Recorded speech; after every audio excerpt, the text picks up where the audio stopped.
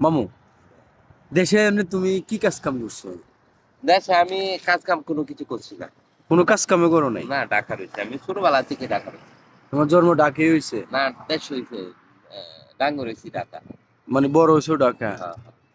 হ্যাঁ, তো এই ঢাকায় এত বছর আসিলা, কিছু কোনো কাজ কাম করো নাই? কাজ কাম করছি, কি কাজ কাম করছে? ব্যবসা বাণিজ্য করছি। ব্যবসা বাণিজ্য করছে? হ্যাঁ, পরে ব্যবসা মার খেয়ে গেছে?